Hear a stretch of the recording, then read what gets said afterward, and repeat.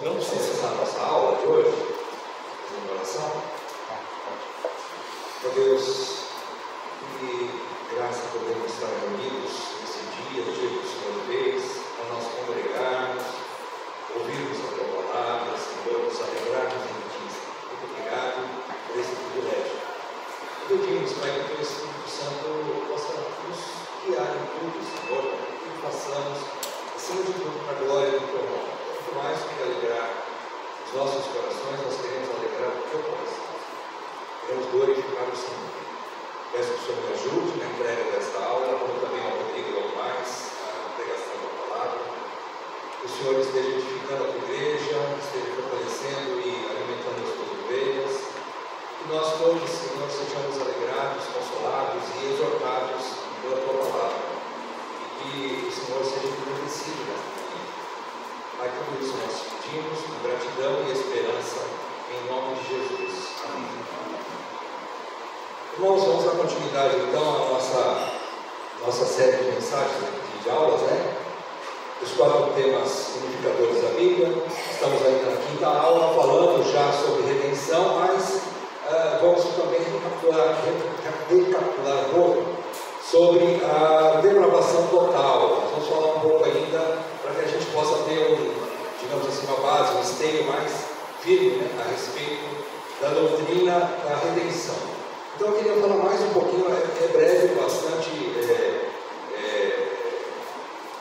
simples, né, bastante resumido, mas também eu quero tratar de um ponto prático também sobre a depravação total, falando sobre o livre-arbítrio e também livre-agência. Ok? Vamos lá. O que nós já vimos na aula anterior? Nós vimos que a redenção é o clímax do plano de Deus. Nós estudamos sobre o próprio Evangelho em Gênesis 3, 15 e 21. Vimos também que a queda promoveu o caos naquilo que era a ordem, naquilo que é o cosmos, o universo de Deus. Vimos em Romanos 8, 19 a 22 que a queda afetou todo o universo, toda a criação. Vimos também que as 3 pessoas da Trindade agiram na redenção, as 3 pessoas, né? E trará novamente a ordem em todo o universo. No fim das contas, Deus trará toda essa ordem de novo. É uma ordem. Vimos isso em Efésios 1, de 3 a 14. Vimos que Deus Pai, a primeira pessoa da Trindade, né? Ele elegeu, predestinou, dentro desse texto de Efésios. Vimos que Deus Filho executou e viabilizou a redenção. Deus Espírito Santo selou e garantiu a redenção, né? Por fim, nós vimos em especial que esse grande plano da redenção do Deus Trino, ele tem por objetivo exaltar o Filho como Senhor de todas as coisas, né? E como Redentor e Senhor absoluto sobre tudo, né? Sobre todo o universo, e não só sobre o homem. Nós vimos isso também em Efésios 1, 9 e 10, e Filipenses 2, 9 a 11. Nós vimos como Deus exaltou o Filho acima de todas as coisas, para que tenha um nome sobre todo o nome, né? Hoje nós vamos então trilhar mais um pouquinho nesse estudo da depravação total do homem. O que seria, resumidamente, né, depravação total? É a escravidão de toda a raça humana ao pecado, que significa a perda de comunhão com Deus e, consequentemente, morte espiritual. Na verdade, a perda de comunhão com Deus e a consequente morte espiritual foi que gerou o tema, o nome de depravação total, né? Que gerou esse tema da depravação total para os estudiosos reformados, né? A vontade de todo homem, desde Adão, toda a raça humana, desde Adão, em todas as partes do seu ser, em toda a intelecto, vontade, razão, em tudo, né, do ser humano, ele serve voluntariamente ao pecado e rejeita totalmente a Deus e a sua vontade. É isso que significa depravação total. É uma rebelião total contra Deus, e não é uma rebelião inconsciente. O ser humano ele está conscientemente se rebelando contra a vontade de Deus. Por isso, então, ele é, que nós vamos chegar daqui a pouco, ele é indesculpável, como diz Paulo.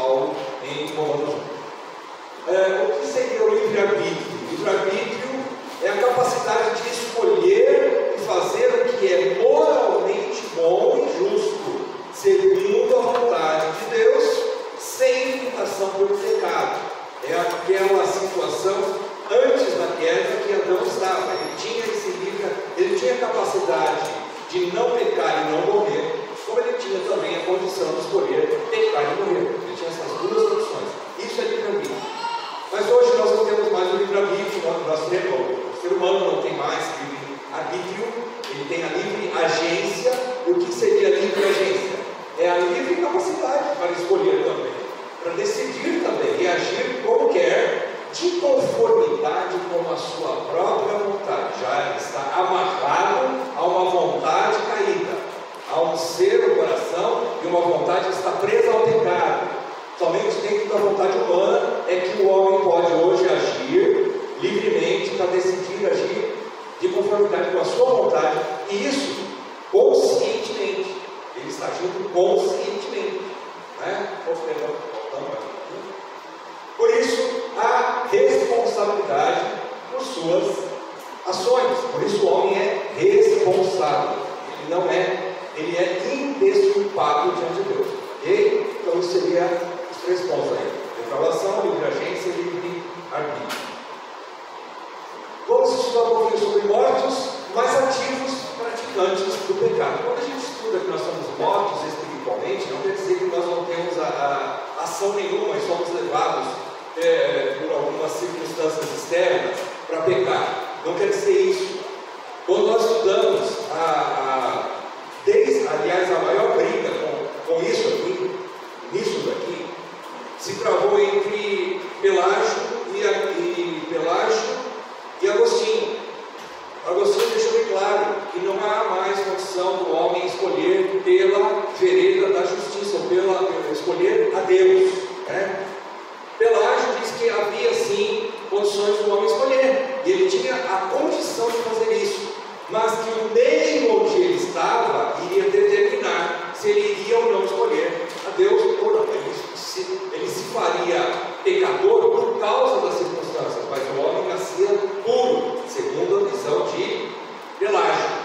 Os semi-pelagianos andaram um pouquinho mais, avançaram um pouquinho mais, tirando algumas coisas de Pelágio, ele não está totalmente certo, mas não está totalmente errado. A grande parte do ser humano que o pecado afetou, mas existe ainda alguma coisa lá dentro do ser do homem, da vontade do homem, que ele não pode, ele ainda tem capacidade de escolher de maneira justa, boa, moral, escolher a Deus. Então, os semi-pelagianos disseram que 80%, 70% vai variar de cada ser humano, assim diziam os semi-pelagianos, não tem condições, está depravado, mas não totalmente, está depravado parcialmente, então ainda tem condições do homem escolher. Agostinho diz que não. Agostinho diz que isso não existe. Por isso que, inclusive, ele lança também na época dele até mesmo o termo de pecado original, e ele vai também tratar da incapacidade total do homem de escolher a Deus. A incapacidade, a não ser que Deus haja a favor do homem, ele nunca escolheria Deus. É isso que Agostinho fala. E nós seguimos essa mesma linha de pensamento, né? Vamos estudar por que nós seguimos essa linha. Primeiramente, baseado nas Escrituras, é óbvio, né? Então, Efésios 2, de 1 a 3, se você quiser acompanhar na sua Bíblia, ou aqui no texto que está projetado. Vamos lá. Efésios 2, de 1 a 3. A palavra de Deus diz que Paulo escreve aos Efésios assim: olha, ele lhes deu vida. Quem deu vida a quem? Ele deu vida aos homens. Deus, certo? Ele lhes deu vida. Peraí, mas eles já não estavam vivos?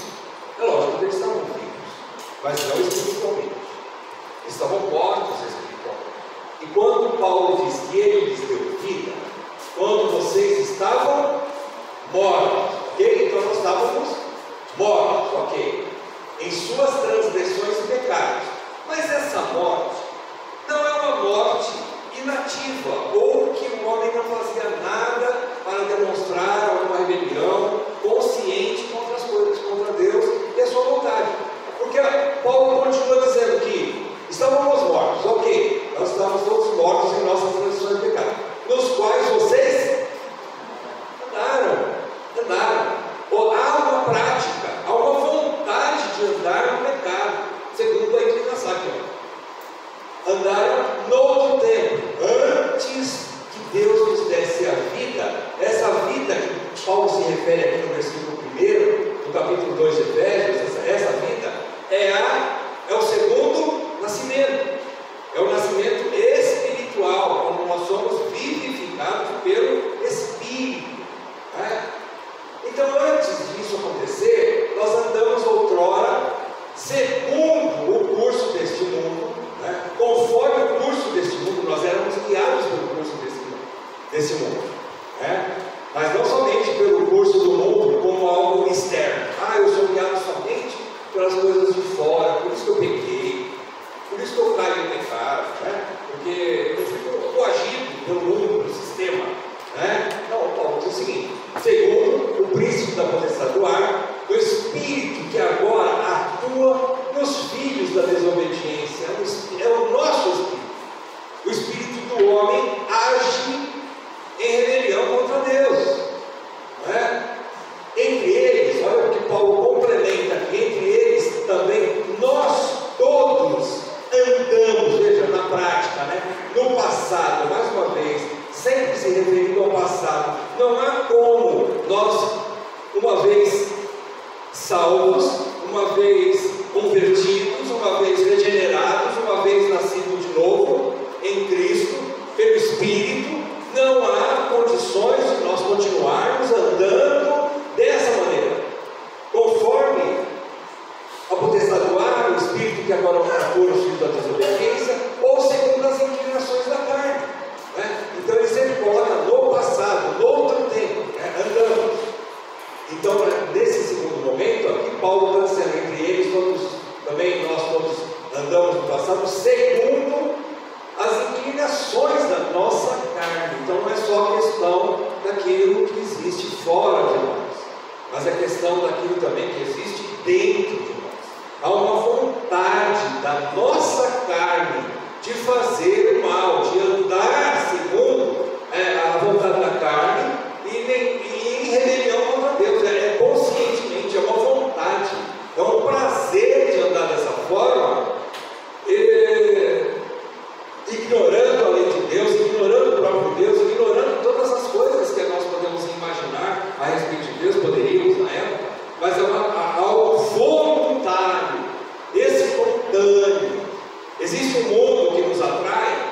Existe, mas existe muito mais o poder de uma carne que nos leva a pecar.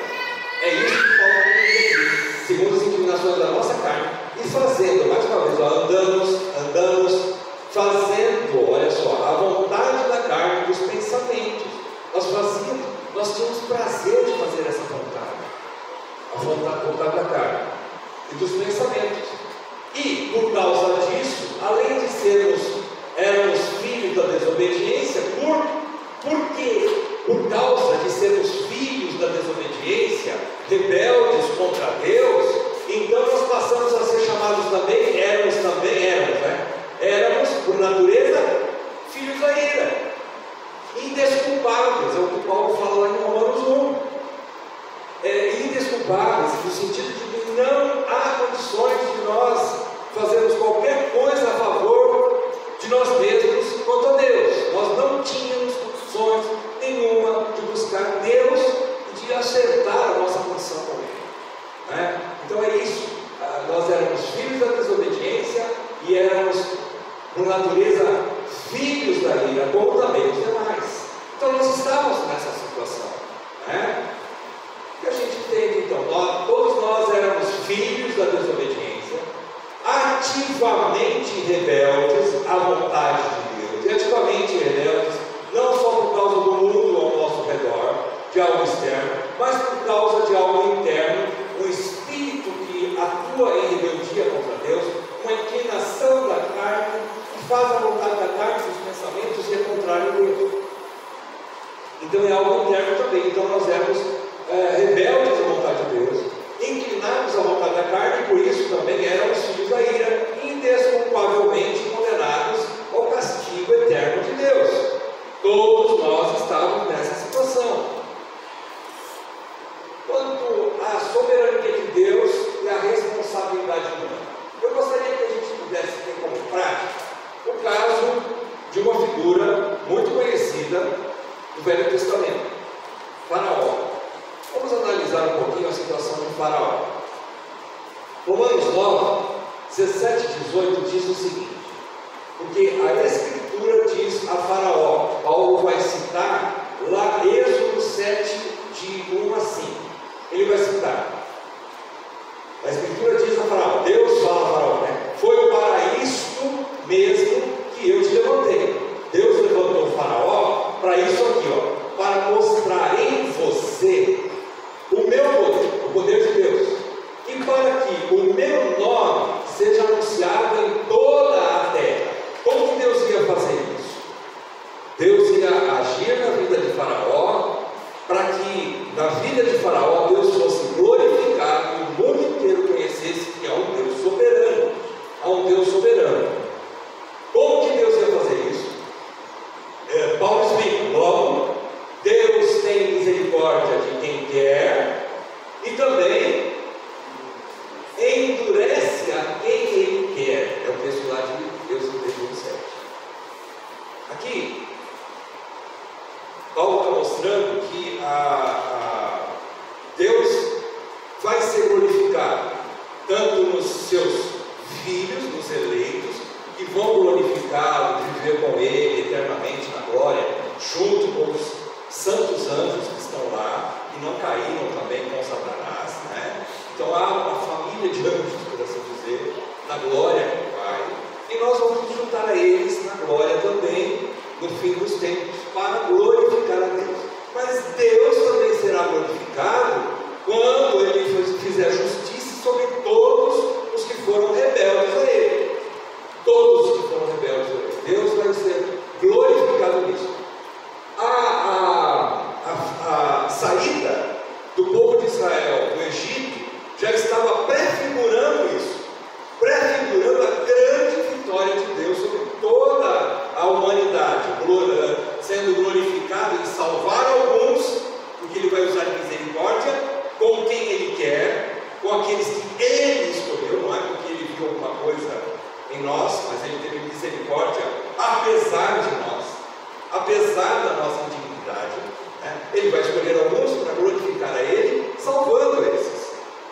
E Ele deixa alguns na situação em que eles já estavam, que é a situação de dureza de coração, é a situação de rebeldes, pecadores contra Deus, contra Ele mesmo. Ele vai ser glorificado nessas duas situações.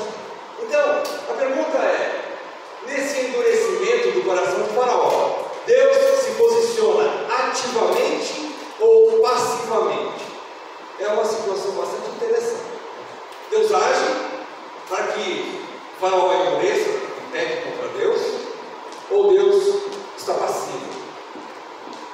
É interessante, essa pergunta foi de uma aula do Dr. Spru, e é bastante interessante a gente entender isso, né? Primeiro, se Deus agisse na vida de Faraó, ele seria participante e agente do pecado.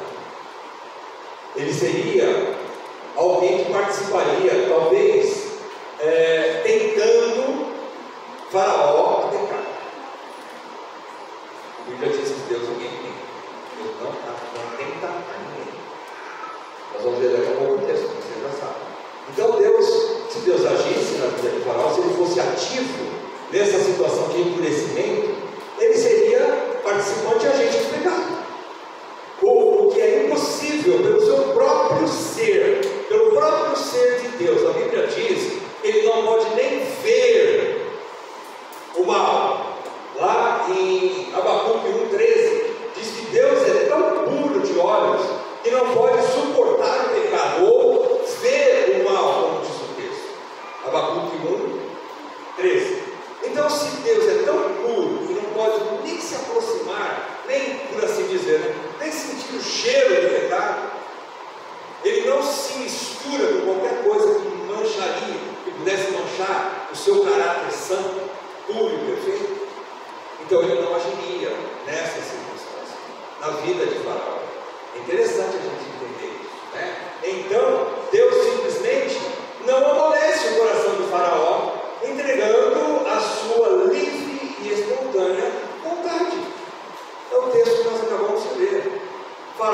simplesmente continuou vivendo como filho da desobediência, fazendo a vontade da sua própria carne, dos seus próprios pensamentos, desejando continuar, não se submetendo à vontade de Deus, e ele foi simplesmente entregue a si mesmo.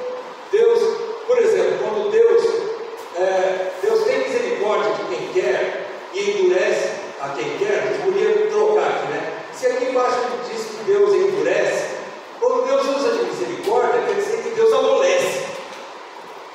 Você entende? Você consegue entender isso? Deus amolece o coração daqueles que Ele quer que essas pessoas entendam e se curvem para Ele, a Ele e se submetam a Ele. São os eleitos. Deus amolece, aí Deus age. Deus age através do Espírito Santo, amolecendo o coração do homem, vivificando o coração, o espírito do homem, para que o homem possa, então, uma vez vivificado pelo Espírito Santo, ele creia e se converta ao Senhor e seja regenerado. Aí, então, é como Paulo diz, que Ele nos deu vida, estando vós mortos espiritualmente. É quando o Espírito Santo age. Simplesmente aqui no caso do Faraó, Deus não agiu. Deus não agiu, Ele simplesmente deixou o Faraó entregue à sua própria vontade, ao curso desse mundo. As circunstâncias em volta de Faraó, e mais, o coração de Faraó estava disposto a não obedecer a Deus. E Deus mandou a bola para quem? Para Moisés e Arão. Deus falou: vocês vão lá. Moisés e Arão se apresentarão diante de Deus. Moisés será Deus sobre o Faraó e Arão será a sua boca. Arão seria a boca de Moisés. Quando os dois, e Deus falou assim para Moisés: vocês vão se apresentar diante dele e vai dizer assim: liberte o meu povo para que me sirvam no deserto. E Deus falou assim para Moisés e para Arão: e eu endurecerei o coração de Faraó. Não é que Deus agiu, né? Mas Deus simplesmente deixou Faraó na situação rebelde, já endurecido. Pois não, Breno?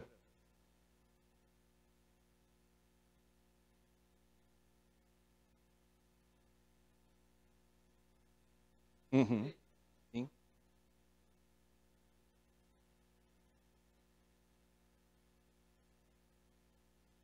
Uhum.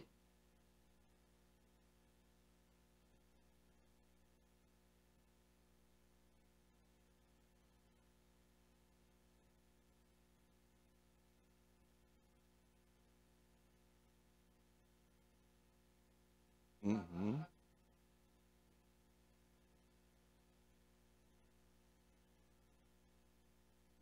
Só estão descendo.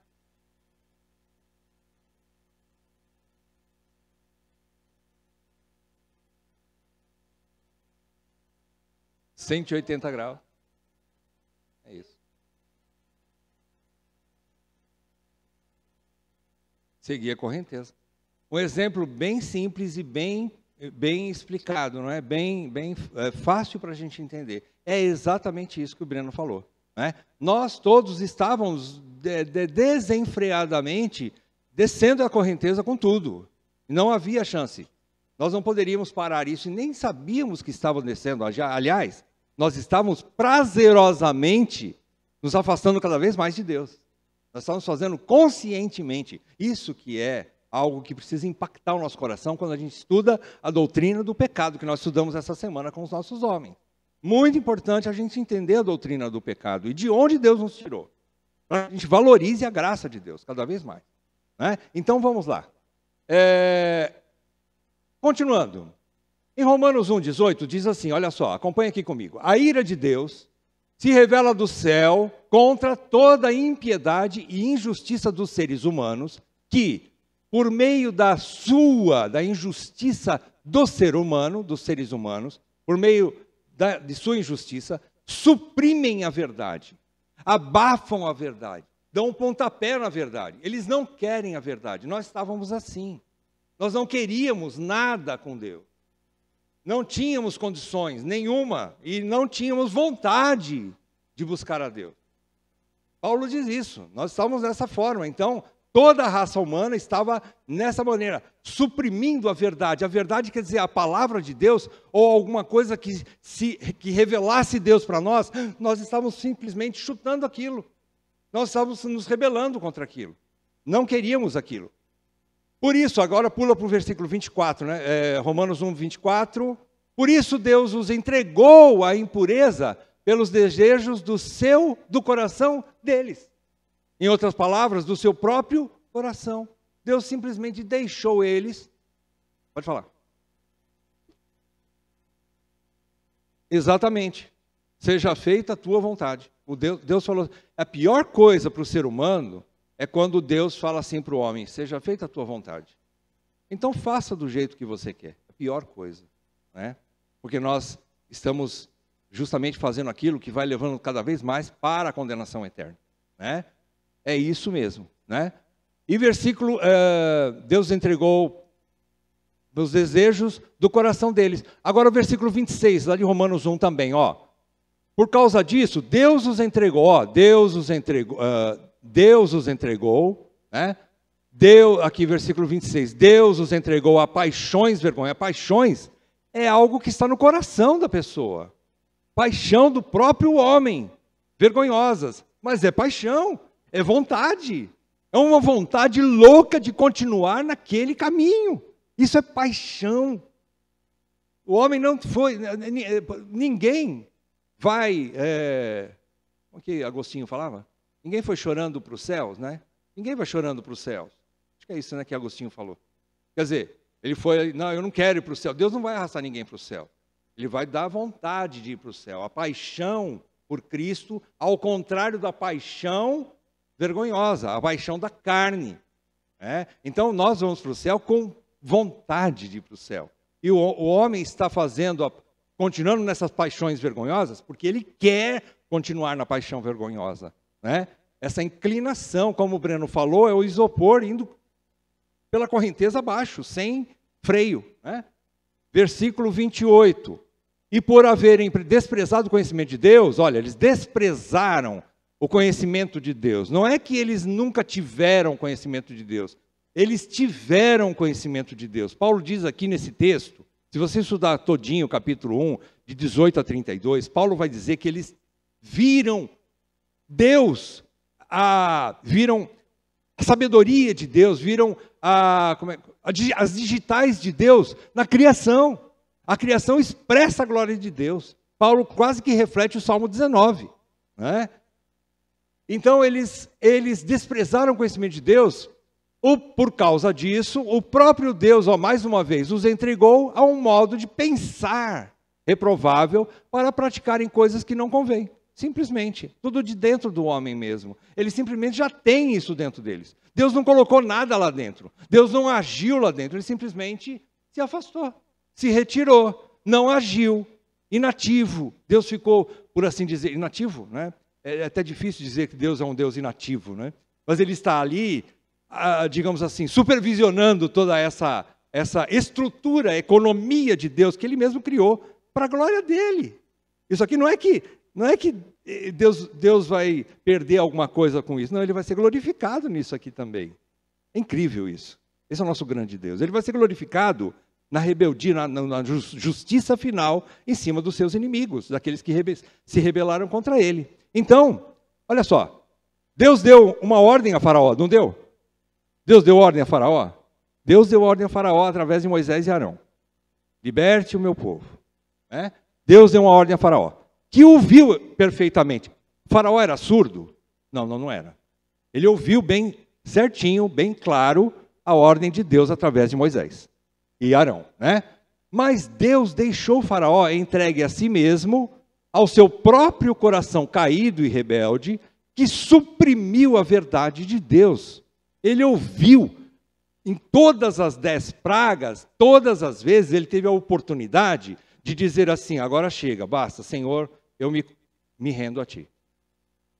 Né? Vou deixar seu povo ir. Mas Deus mostrou, não, eu não vou agir nele nesse sentido, eu vou deixá-lo entregue a si mesmo. Né? Então ele agiu conscientemente, suprimindo a vontade de Deus. Faraó, por sua vez, age livremente desobedecendo a Deus, simples assim. Simples assim. Ele só agiu na sua própria natureza, conforme a sua própria natureza. Né? Agora, vamos fazer especulação escatológica, né? Uma especulação escatológica. Vamos pensar numa seguinte situação, lá no fim dos tempos.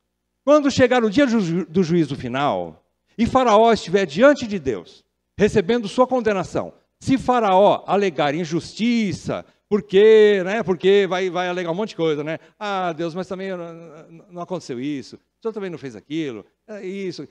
Pode ser um monte de coisa, né? E Faraó vai tentar se defender para não receber essa condenação. Vamos imaginar essa situação. Pensa bem, Deus no seu trono, Cristo no seu trono, e Faraó é o próximo da fila e vai se apresentar diante de Deus. Vamos pesar Faraó na balança. Vamos ver quanto que ele pesa. Vamos ver como é que está a situação de Faraó. E Deus então pega toda a lista de Faraó, e Faraó recebe a condenação no final. Mas aí Faraó, quando o Senhor então lhe perguntará, e ele começar a alegar injustiça, aí Deus vai perguntar para ele assim, eu não lhe dei uma ordem bem clara? Deus não falou a Faraó? Faraó não teve a oportunidade de ouvir Deus? Qual seria a resposta? E Faraó não pode mentir, tá? Agora Faraó não pode mentir, não tem mais como mentir. Então Faraó vai responder para Deus, sim, eu ouvi a ordem. Aí tá, Deus faz uma segunda pergunta. E você entendeu essa minha ordem? Você compreendeu? Foi difícil de entender? Liberta o meu povo do Egito. Foi difícil você entender? Faraó não pode mentir. Faraó vai ter que responder, sim, eu entendi. Não, a ordem foi clara, eu entendi claramente. Tá, Deus vai fazer uma terceira pergunta para ele. E você desobedeceu essa ordem porque alguém lhe obrigou? Você foi obrigado? Alguém pôs um revólver na tua cabeça? Ou falou que se você soltasse o povo, você ia morrer? Porque você era o rei do Egito. Você era o homem na época que tinha o mundo em suas mãos. A maior nação, a maior potência mundial da época era o Egito. E ele tinha todo o poder sobre a vida e a morte, por assim dizer, né? Entre aspas, né? Faraó. Ele foi coagido. Deus pergunta, alguém te coagiu? Alguém te obrigou a fazer isso? Faraó não pode mentir, lembre-se, né? Ele não pode mentir. Ele é obrigado, então, a responder? Não. Ninguém me obrigou. Ninguém me obrigou. Eu não tinha ninguém abaixo do céu que poderia fazer isso comigo. Eu sou Faraó. Eu era o Faraó, né? Aí tá. Então, você se sentiu bem em fazer o que você fez? Deus pergunta a Faraó. Você ficou mal depois que você fez? Você se arrependeu? Você se sentiu, assim, para baixo? Puxa, não devia ter feito aquilo, né? Mais uma vez, ele tem que falar a verdade. Ele fez aquilo com prazer. Ele fez aquilo com vontade de fazer. Não tem como estar negociando com Deus ali. Não tem, é verdade. Deus é luz. Não tem.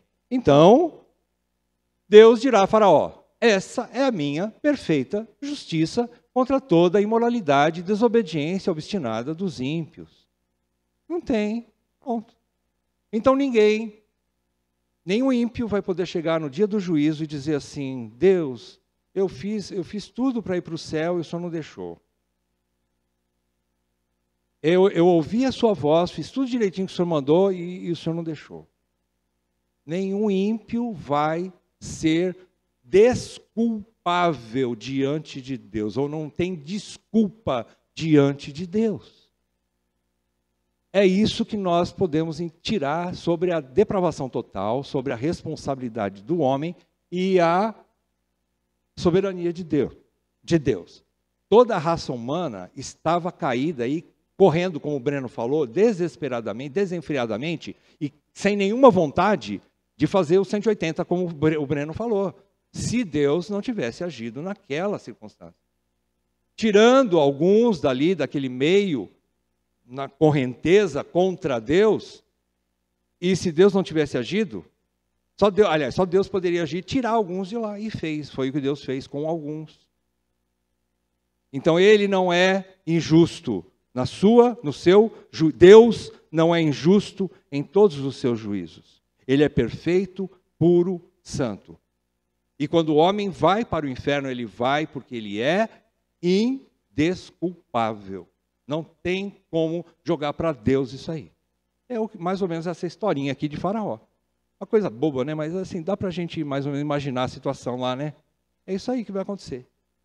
Bom, Deus nunca é o agente do pecado, como conclusão, né? O agente do mal. Nem jamais o coagente do pecado no homem. Ele não coage, ele não tenta o homem. Todos os atos pecaminosos da humanidade são praticados sem a participação divina. Sem a participação divina. Bom, vocês já sabiam disso, né? Rodrigo já deu essa aula para nós.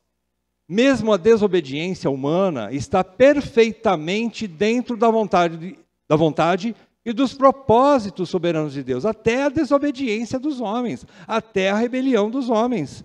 Não é que foi um problema de percurso aí que aconteceu e Deus não queria. Não, Deus está dentro dos planos de Deus. A desobediência, a rebelião dos homens que pensam que está ganhando espaço e está competindo com Deus na mesma situação. Não, não está não. No fim, Deus vai ser glorificado em cima deles. Né? Então, a mesma desobediência humana está perfeitamente dentro da vontade e dos propósitos soberanos de Deus, que por fim será para a glória de Deus. Terceiro, toda a ação humana é livre, espontânea e absolutamente praticada dentro da sua vontade e paixão de seu coração, sem nenhuma pressão ou indução externa, o que faz do homem um ser totalmente responsável por todo o seu agir. O homem é responsável pelo caminho que ele escolheu, que ele está andando. Ele não pode jogar a culpa para pai, para mãe, para o pastor, para o diácono, sei lá, nem para o diabo. Eu ia falar para o diabo a 4 aí, né? Nem para o diabo. Ele não pode jogar essa culpa para ninguém. Ele escolheu isso. Ele escolheu esse caminho. O homem livre, espontâneo, à vontade, por isso ele é totalmente responsável por seus atos. A ira vindoura de Deus, ou o juízo final de Deus, é plenamente pura. A ira vindoura é pura, justa, perfeita e santa. É imaculada. O juízo de Deus é imaculado, ele não tem mancha nenhuma. Ele é perfeito, justo e bom. O juízo de Deus. Ninguém vai ter desculpa que seja justificável diante de Deus. Ninguém. Ninguém vai ter. Muito bem. Você pode ler comigo esse versículo? Você consegue enxergar aí? Tiago, capítulo 1, 13 e 14. Vamos ler? Ninguém, ao ser tentado, diga, sou tentado por Deus, porque Deus não pode ser tentado pelo mal e Ele mesmo não tenta ninguém. Ao contrário, cada um é tentado pela sua própria cobiça, quando esta o atrai e seduz. Acho que está bem claro, né? Não precisa nem explicar esse versículo, né? Está bem claro dentro do que a gente falou, né? Alguém gostaria de completar alguma coisa? Está bem completado? Amém. Vamos orar? Ó Deus, que essa doutrina do pecado esteja cada vez mais convencendo os nossos corações da nossa real situação e da nossa incapacidade total de fazermos o bem sem o Senhor agir em nós.